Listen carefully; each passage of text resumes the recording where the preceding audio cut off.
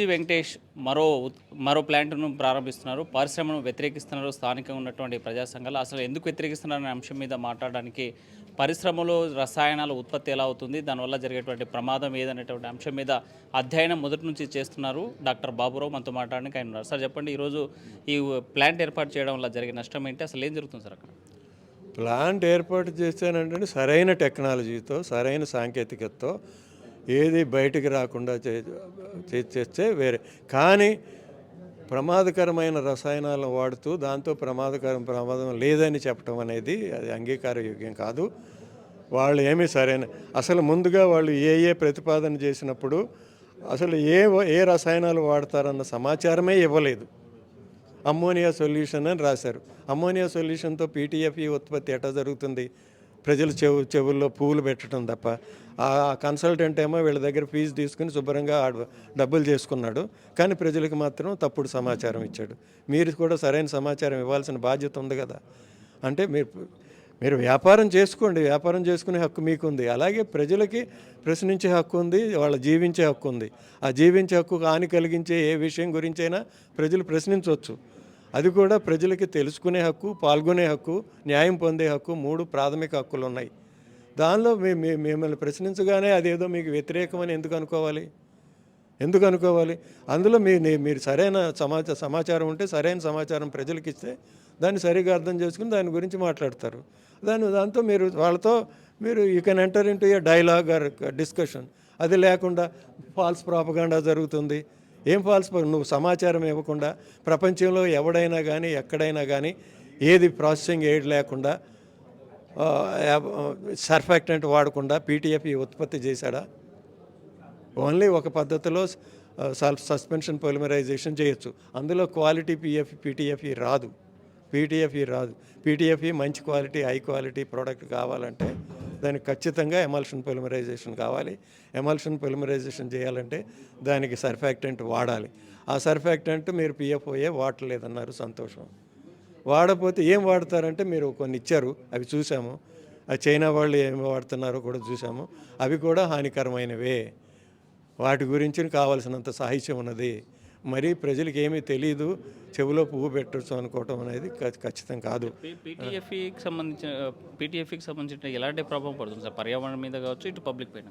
అదేనండి, పీటీఎఫ్ఈగా ఏం ఉండదండి. పీటీఎఫ్ఈలో వాడుతున్న ఈ రసాయనంతోనే ప్రపంచానికి ప్రమాదం జరిగిందండి. అది యాక్చువల్గా రసాయన ప్రక్రియలో పాల్గొనదు. అది ఆ పాలిమర్ తయారు చేయడానికి దానికి ఒక సాధకంగా పనిచేస్తుంది. దాని తర్వాత అది అయిపోయిన తర్వాత, ప్రక్రియ అయిపోయిన దాన్ని తిరస్కరిస్తారు. ఆ తిరస్కరించినప్పుడు దాన్ని ఎలా తొలగిస్తారు, పర్యావరణంలోకి రాకుండా ఎలా చేస్తారంటే మహా కంపెనీలే, ప్రపంచంలో 1వ స్థానంలో ఉన్న రసాయన కంపెనీలకే అది చేత కాలేదు. 3Mకి చేత కాలేదు, డ్యూపాంట్కి చేత కాలేదు. ఇంకా వేరే పెద్ద కంపెనీలు, డైకిన్, ఇప్పుడు డోంగే అని ప్రపంచంలో అత్యధికంగా పీటీఎఫ్ ఉత్పత్తి చేస్తున్న కంపెనీ ఉన్నది. అలాంటివి చాలా కంపెనీలు ఉన్నాయి. వాళ్ళు ఎవరి వల్ల కాలేదు. సాల్వేజ్ ఉన్నది, కాలేదు. ఇప్పుడు వాళ్ళలో కొంతమంది నాన్ ఫ్లోరినేటెడ్ ప్రాసెసింగ్ ఎయిడ్స్ అని కొత్త రకాలను తెచ్చుకొని కొంతమంది చేస్తున్నారు. యూకేలో ఒక కంపెనీ చేస్తుంది. మీరు ఏదో పాత టెక్నాలజీతో ఎవడో తీసేదానిలో పాత ఎయిడ్స్ వచ్చి వేరే పేర్లు మార్చినంత మాత్రాన ఈ రోజుల్లో సమాచారం విరివిగా అందుబాటులో ఉన్న రోజుల్లో అది అట్టే ఊరికినే తెలిసిపోతుంది. అనుమతి రావచ్చు, ఎందుకంటే కేంద్ర పర్యావరణ మంత్రిత్వ శాఖ పిఎఫ్ఓఏ వాడటానికే అనుమతి ఇచ్చింది బలభద్రపురంలో, రాజమండ్రి దగ్గర. అది ప్రమాదకరమని తెలిసి కూడా నిపుణుల కమిటీ పట్టించుకోకుండా ప్రజల పట్ల కనీసమైనటువంటి కూడా ఇది లేకుండా చేశారు. ఏం చేద్దాం మరి? ప్రజలంటే పర్యావరణ మంత్రిత్వ శాఖ తప్ప ప్రజలను కాపాడేది ఎవరు? కాలుష్యం నుంచి వాళ్ళదే కదా ప్రధానమైన బాధ్యత. వాళ్ళే పట్టించుకోకుండా ప్రపంచం నిషేధిస్తున్న రసాయనాన్ని ఎట్లా చేస్తారు? ఇప్పుడు మీరు నిషేధించిన రసాయనాన్ని మేము వాడమన్నారు, ఓకే, సంతోషం. కానీ మీరు ఇప్పుడు వాడతానని చెబుతున్న రసాయనాలు కూడా అంత ప్రమాదకరమైనవే. నిజంగా హాని లేని రసాయనాన్ని ఏం వాడతారో మీరు ఇంతవరకు బయట పెట్టట్లేదు. హానికరమైనటువంటి ఉత్పత్తి పెట్టడం లేదు, కేవలం మీరు డైవర్ట్ చేసి ఉంటుంది. వాళ్ళ దగ్గర టెక్నాలజీ లేదు, ఎవడి మీదో ఆధారపడుతున్నారు. అది వాళ్ళతో ఒప్పందం చేసుకుంటే కానీ వీళ్ళకి ఏ విషయం రాదు. వీళ్ళకి ఇంతవరకు ఒప్పందం లేదు. వాళ్ళు అనేది ఏంటంటే ఇక్కడ అనుమతి వచ్చినాక ఒప్పందం చేసుకుంటారంట. అనుమతి వచ్చినాక ఒప్పందం ఎప్పుడైనా కానీ టెక్నాలజీకి ప్రతిపాదించేటప్పుడే ఆ ఒప్పందంలో ఆ టెక్నాలజీలో ఉన్నటువంటి దాని వెసులుబాట్లు ఏంటి, దానిలో ఉన్నటువంటి దాని ఎఫిషియన్సీస్ ఏంటి, దాన్ని ఎంత ఎంత రా మెటీరియల్తో చేస్తారు, ఎంత శక్తి వాడతారు, ఎంత నీరు వాడతారు, అవన్నీ గ్యారంటీస్ ఇస్తుంది కంపెనీ, ఆ ఇంజనీరింగ్ కంపెనీ. దాని ప్రకారం ప్రతిపాదన ఉండాలి. ఏయో అంకెలేసేసి తప్పుడు ప్రతిపాదనలు ఎవడో వెరిఫై చేసేవాళ్ళకి లేదు కనుక ఇక్కడంతా ఒక అరాచక వ్యవస్థ నడుస్తుంది కనుక పర్యావరణంలో మీరు ఇక్కడ సాధ్యం అవుతుంది. వేరే ఏ దేశంలోనూ ఇలా సాధ్యం కాదు. కేవలం కొంతమంది ప్రయోజనాల కోసమే ఇది అడ్డుకుంటున్నారు. తప్పుడు సమాచారం పబ్లిక్లో తీసుకుంటాం. ఏం ప్రయోజనాలు ఉన్నాయి? ఇప్పుడు నేను వచ్చానండి, నాకేం ప్రయోజనం కోసం నేను వచ్చాను మీరు చెప్తారా? మీరేమనుకుంటున్నారు? అనుమానాలు డైరెక్ట్ నా దగ్గరికి వస్తే నేనే నివృత్తి చేస్తానని ఆయన దగ్గరికి నువ్వు ఈఐఏ రిపోర్ట్ ఎందుకు చేస్తున్నావు? ఈఐఏ రిపోర్ట్ నీ బాధ్యత. ఈఐఏ రిపోర్ట్లో నువ్వు పెట్టాలి. నీ దగ్గరికి ఎందుకు వస్తారండి? నువ్వు ప్రజల దగ్గరికి నువ్వు వెళ్ళాలి. నువ్వు ప్రతిపాదన చేస్తున్నావు, ప్రజల ఆమోదం కోసం నువ్వు వెళ్ళాలి. నువ్వు ప్రజలకు సమాచారం ప్రపంచంలో ఎక్కడైనా అదే జరుగుతుంది. నీ దగ్గర డబ్బులు ఉంటే నువ్వు పెద్ద పెట్టుబడిదారు అయితే ప్రజలందరూ వచ్చి నేను అడుక్కోవాలా? అరే ఈఐఏ రిపోర్ట్లో ఎందుకు రాయలేదు? ఈఐఏ రిపోర్ట్లో సమాచారం ఎందుకు ఇవ్వలేదు? నీకు ఎవడిచ్చాడు హక్కు? ఏ ఏ ఏ చట్టం ప్రకారం నీకు ఏదో సమాచారం అక్కడ పడేసి ఇవ్వచ్చు అని చెప్పారు? మీకు అధికారం ఉంది, అధికారంతో దగ్గర సంబంధాలు ఉన్నాయి, నడుస్తుండొచ్చు, కానీ అది న్యాయం కాదు కదా. అంటే మీకు ఒక్కరికి నచ్చినంత మాత్రం ఇదేం ఇబ్బందికరం కాదు. నేను ప్రజాభిప్రాయం పొందుతున్నామని చెప్తున్నారు కదా పారిశ్రామికవేత్త టీజీ వెంకటేష్. ఇది పొందితే పొందండి, మీ అనుమతి కూడా తెచ్చుకోండి, కానీ అది మోరల్గా ఎథికల్గా మీకేమి దాని నుంచి ఎగ్జామ్షన్ ఉండదు కదా. మీరు రేపు పొద్దున్న పిఎఫ్ఓఏ కూడా వాడచ్చు, వాడలేదని దానికి ఏం గ్యారంటీ ఏముంది? ఏముంది అక్కడ? అక్కడ ఏమన్నా గ్యారంటీ ఇస్తుండ్రు? రేపొద్దున పిఎఫ్ఏ వాడాడు, కృష్ణానది అంతా నాశనం అయిపోయింది, అయ్యా ఎవరితోనే మీరు నాకు తెలియదు అంటారు. ప్రపంచం అంతా అదే జరుగుతున్నాయి కదా. ఇప్పుడు కూడా ఈ ప్రపంచాన్ని నాశనం చేసిన కంపెనీలు ఏమన్నా మేము నాశనం చేసిన అంగీకరించినాయా? ఇంతవరకు ఎక్కడైనా ఉందా? ఇప్పుడు కూడా ఒక కేసు నడుస్తుంది కోర్టులో. అప్పుడేం చెబుతున్నారంటే వాళ్ళు, ఇది చాలా అవసరమైన రసాయనము, ఇది కనుక ఆపేసేస్తే మొత్తం ప్రపంచం అంతా తలకిందులు అయిపోద్ది, ఆర్థిక వ్యవస్థలు దెబ్బతినిపోతాయి, ఉద్యోగాలు పోతాయి, ఆ ఆర్గ్యుమెంట్లు చెబుతున్నారు. కానీ దీంతో హాని లేదు, ఇది ఇది ఇంత దీంతో ఎక్కడ నిరూపణ కాలేదని ఒక ఆర్గ్యుమెంట్ లేదు కోర్టులో. మరి ఒక ఆర్గ్యుమెంట్ కోర్టులో లేనప్పుడు ప్రభుత్వాలు ఎందుకు వాళ్ళకి అనుకూలంగా ప్రవర్తిస్తారు? ప్రభుత్వం గురించి నేను ఎట్లా సమాధానం చెప్తానండి? మీరు ప్రభుత్వ అధికారులు అడిగిన ప్రభుత్వం అలా పనిచేస్తుంది, చట్టాలు అలా ఉన్నాయి, పెట్టుబడే పరమార్థంగా పనిచేస్తున్నాయి ప్రభుత్వాలు. అది దాంతో ప్రజలకు హాని జరుగుతుంది అనేది ఆలోచన చేయట్లేదు కనుక కదా ఈ ఆందోళన. లేకపోతే మేము హాయిగా రిటైర్డ్ లైఫ్ ఊరిని ఇంట్లో పడుకోవచ్చు కదా. ఏదో మాకు 4 మొక్కలు సైన్స్ తెలుసు కనుక ప్రజలకు ఏమైనా పనికొస్తుందేమో, ఇది హాని జరిగేది ఉంది, చచ్చిపోతారు అని చెప్పి దానికి ఇది కాదు, దీని గురించి మాట్లాడదామని మాట్లాడుతున్నాం. అంతేగాని సైన్స్ మాట్లాడటం నీకు వ్యతిరేకత ఎట్లా అవుతుంది? మా మీద ఫాల్స్ ప్రాపగాండా అని మాకు రాజకీయాలు అంటగట్టి మాట్లాడారు. మీకు ఎవరు ఇచ్చారు? మేమన్నా మీ మీద మాట్లాడామా? మేము ఓన్లీ చెప్పింది పిఎఫ్ఓఏ అనే దాంతో హాని ఉన్నది. పిఎఫ్ఓఏ అనేది పీటీఎఫ్ఈలో వాడారా లేదా? ఈ పీటీఎఫ్ఏ నిషేధించారన్నారు. పీటీఎఫ్ఏ నిషేధించింది అయితే 2024లో పిఎఫ్ఓఏ నిషేధిస్తే పర్యావరణ మంత్రిత్వ శాఖ పక్కనే ఆంధ్రప్రదేశ్లోని ఇంకొక కంపెనీకి ఆ రసాయనం వాడతానంటే అనుమతి ఎట్లా ఇచ్చింది? నిషేధించిన రసాయనం మీద ఎక్కడ నిషేధించారో చూపించమనండి. ఊరికి నోటి మాటలు అంటే ఎట్లాగా? నిషేధం ఇదిగో పలానా రోజు నుంచి భారతదేశంలో ఇది నిషేధం అని ఎక్కడన్నా ఉందా? డాక్యుమెంట్ ఉందా? లేదు. నేను అక్కడికి వెళ్ళి చూశాను స్టాక్హోమ్ ఒప్పందం, స్టాక్హోమ్ 2019లో. అక్కడ ఇండియా ఎక్కడ సంతకం పెట్టలేదు దాని మీద, ఈ రాటిఫికేషన్ డేటే లేదు. పలానా రోజు నుంచి రిస్ట్రిక్షన్స్ వర్తిస్తేనే డేట్ బ్లాంక్ ఉంది అక్కడ. మరి ఎట్లా వస్తుంది అది? ఆ కాగితం కూడా నేను కొంతమందికి పంపించాను, ఎవరి దగ్గర ఉందో లేదు, మళ్ళీ కావాలంటే కూడా భాస్కర్ రెడ్డి గారికి పంపించాను. ఇది నిషిద్ధమని లేదు అని చెప్పిన కాగితం పంపించాను నేను. అదే అంటే ఆ కంపెనీకి సంబంధించిన కొంతమంది డైరెక్టర్స్ మీతో మాట్లాడారండి. ఎవరు మాట్లాడారండి? నిన్న మాట్లాడాడండి ఆయన. అంతకుముందు ఎప్పుడు మాట్లాడాడు? నిన్న మధ్యాహ్నం నేను హాస్పిటల్కి వెళ్ళి వచ్చినాక ఐ థింక్ టేకింగ్ బాత్ చేసినప్పుడు మిస్డ్ కాల్ ఉంది. నేను బయటకు వచ్చేసరికి ఎవరో ఫోన్ చేసినట్టున్నారు అని చెప్పింది. చూస్తే అక్కడ వాట్సాప్ కాల్లో రాఘవేందర్ రెడ్డి, ఈయనెవరో నాకెందుకు ఫోన్ చేశాడు అనుకున్నా. ఇన్నాళ్ళ నుంచి ఎందుకు చేయలేదు? ఇప్పుడు నేను కర్నూలు వస్తున్నానని తెలిసినాక ఫోన్ చేశారు. ఫోన్ చేసి ఏం చెప్పాడు ఆయన? మమ్మల్ని అడిగితే చెప్పాను. మిమ్మల్ని నేను ఎందుకు అడుగుతాను? మీకేం వ్యతిరేకంగా ఏం ప్రచారం చేయలేదు కదా. మేము పిఎఫ్ఓఏ నుంచి మాకు భద్రత కావాలి అంతే.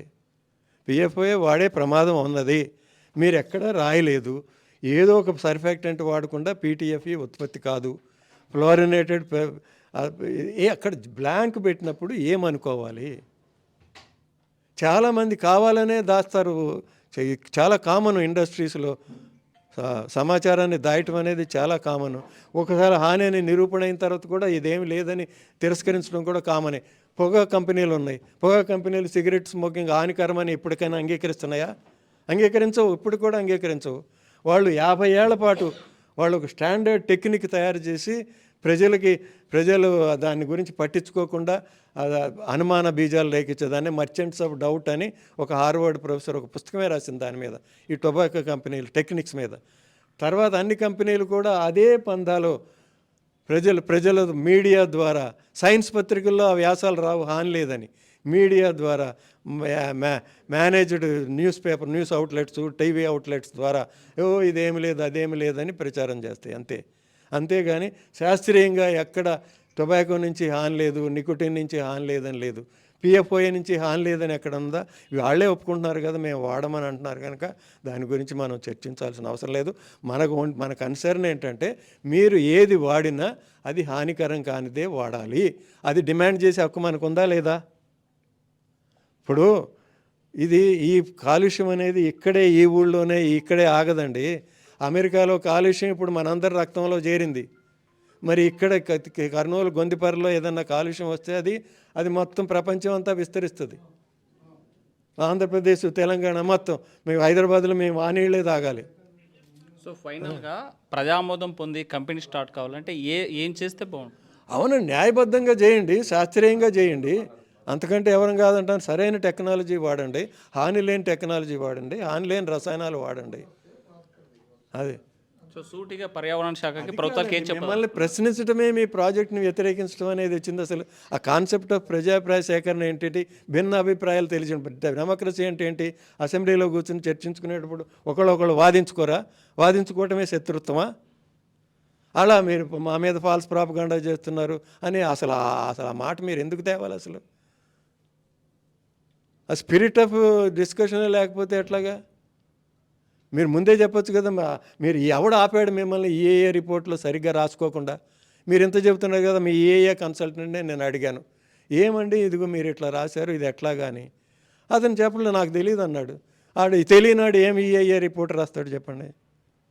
ఏదో చెత్త జనాన్ని ఎత్తి మీద పడేశారు, ఇక్కడ ఏమీ లేదు, ఈ కాలుష్యం నియంత్రణ మొత్తం పనికిమాలిన సంస్థ. ఎందుకు పనికిమాలిన సంస్థ? వాళ్ళకి ఏబిసిడి రాదు. చూడండి, ఆ మినిట్స్ చదవండి ఎవరన్నా, ఆ ఇంగ్లీష్ చూస్తే డోక్ వస్తుంది.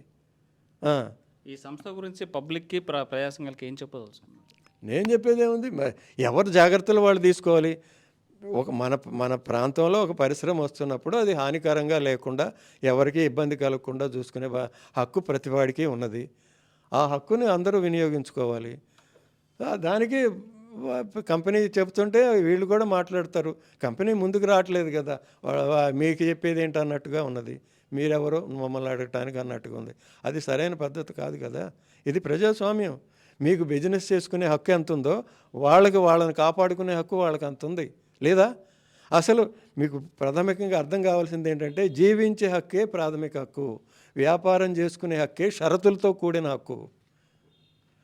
వ్యాపారం చేసుకునే హక్కు ప్రాథమిక హక్కు అయినా కూడా షరతులతో కూడిన హక్కు. అది ఇతరులకు హాని చేసే హక్కు నీకు లేదు. నేను దబాయించేసి నేను హాని చేయనంటే కుదరదు. అక్కడ నేను హాని చేయనని నిరూపణ చేయాల్సిన బాధ్యత మీది. ఇప్పుడు కంపెనీలో వర్కర్ చనిపోతే ఏమంటున్నారు, మొన్న అక్కడికి వచ్చిపోతే ఆయన అది వేసుకోలేదు ఇది వేసుకోలేదు చచ్చిపోయాడు, అజాగ్రత్తగా చేశాడు. అది ఎక్కడ ఏ దేశంలోనూ అది చెల్లదు. ఏమంటారంటే, కంపెనీ కార్మికుడు బాధ్యత కంపెనీదే. మా పొద్దున కంపెనీకి వచ్చి సాయంత్రం భద్రతగా వెళ్ళిపోవాల్సిన బాధ్యత కంపెనీ యాజమాన్యందే.